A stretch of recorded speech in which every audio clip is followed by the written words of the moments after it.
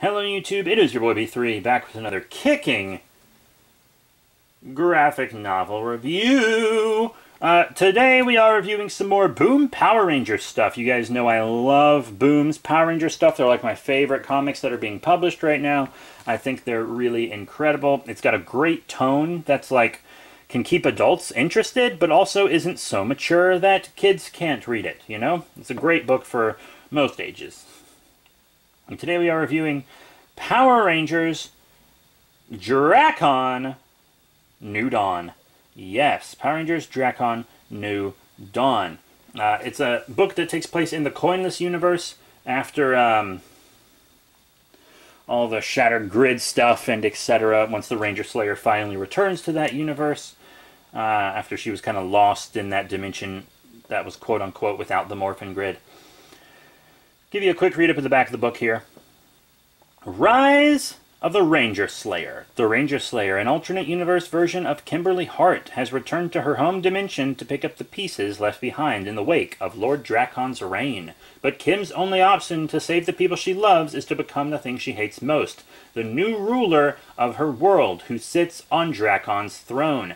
Now Kim must uncover the darkest secrets that Lord Drakkon left behind, starting with the secrets of his prison called Deadlock, and the shocking identity of the inmate known only as the Unknown Ranger.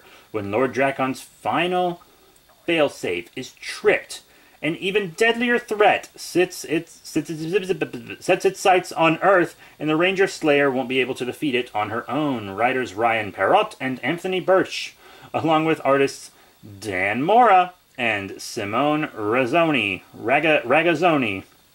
present a bold new beginning for two of the most popular Power Rangers of all time, and set Kimberly Hart on a path you never expected. Collects Power Rangers Ranger Slayer #1 and Power Rangers Drakkon New Dawn 1 through 3. What a book. I remember when the Ranger Slayer #1 came out, I actually did buy a single issue of it, which I still have. I've sold most of my single issues, but I kept all my Power Ranger ones. I bought the spoiler cover as well in the bag, you know, because it was in like a sealed bag so you wouldn't see the cover. I bought one of those, never opened it, and I had my regular one, which was like the shiny helmet cover. And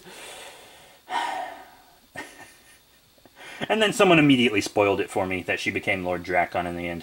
Which isn't as big of a spoiler now, because one, it's been quite a while. And two, also, it's the main premise of this book. What she does as Lord Drakkon is what this book is about. The Ranger Slayer #1 was a trick.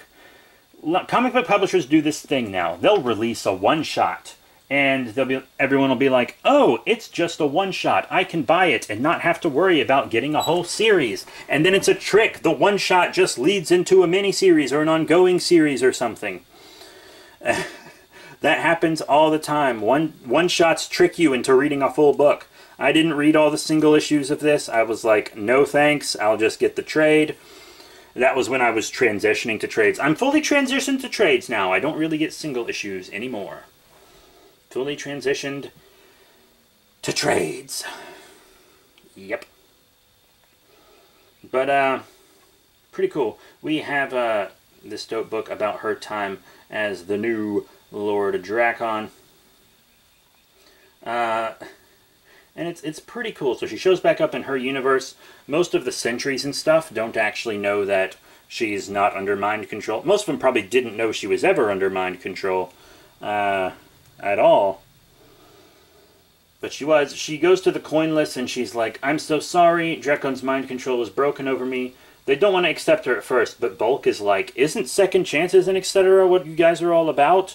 And so they do welcome her kind of back into the fold begrudgingly.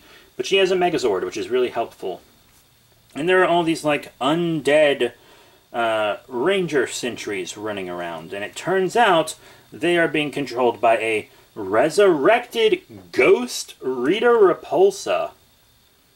And she has a giant zombie Goldar who destroys the Gravesword. It's true.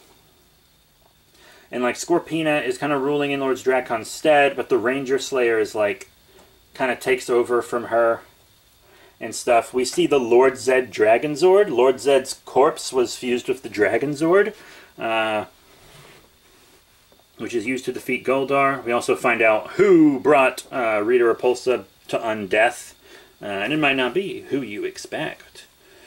But the Ranger Slayer does eventually take on the mantle of Lord Drakkon. She still has the same powers, but Finster made her an armor that kind of makes her look a little more regal, look a little more like Drakkon. She doesn't get Drakkon's powers, she just gets some new armor, and still has her regular Ranger Slayer powers. Then later, she's trying to have the Coinless and Drakkon's people live together in peace. It's not working out. So she really wants the Coinless to trust them. So she goes to this big Supermax prison that Lord Drakkon had, and they're freeing all the people there. And there's someone called the Unknown Ranger, and he's a ranger that's like in this containment suit that he can't get out of. And he refuses to leave the prison. He's like insane because he's been tortured so much. And I thought it was pretty obvious who the Unknown Ranger was. When it was revealed, I was not surprised at all because it was my first guess and my only guess. It was Jason, the original Red Ranger. Of course it was Jason. And that's that. He finds out what they're doing with the coins. He doesn't like that they're being used in a diffuser. And also he didn't want to be taken out of the prison because Lord Drakkon, when Kimberly was under his mind control, told her to kill herself if the Unknown Ranger ever escaped. So he didn't want to leave. And also, if the Unknown Ranger ever escaped, Lord Drakkon knew that he could only escape if he'd been defeated. So Lord Drakkon made a fail-safe where if he ever escaped, it would send a signal out into space that's to Dark Spectre, the Dark Spectre, that the Earth is his. And he sent Eclipta, not Ecliptor, Eclipta, like a female version of Ecliptor, which was very cool, to kind of make way for him on the planet. And they almost defeat her, but Jason removes the power coins from the diffuser at the last second, which gets, a pretty well-known Power Ranger character killed.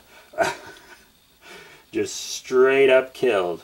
And Jason kind of becomes the Red Ranger again, but, they can't figure out how to win, how to defeat Eclipta. Eventually they do find a way where they're like, no more power for the few, power for everyone. Everyone gets Ranger powers. And they do eventually defeat her, but it's not without cost. They lose all their power coins. And then we find out that Dark Spectre is sending someone else. He's sending Andros. Remember how in Power Rangers in Space, Andros, the in-space Red Ranger, and Andromeda, the main villain of the show, were siblings and on different sides of this war. Apparently on here, it's the other way around in this dimension. Andros is the Andromeda here.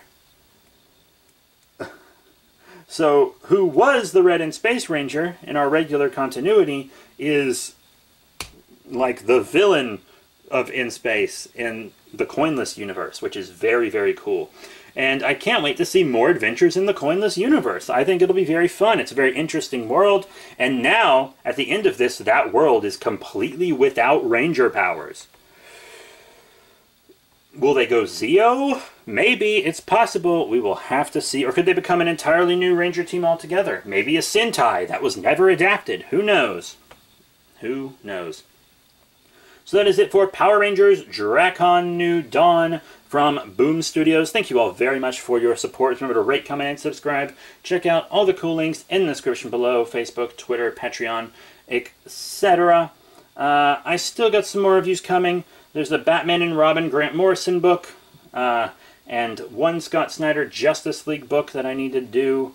I also have a bunch of books that I need to read.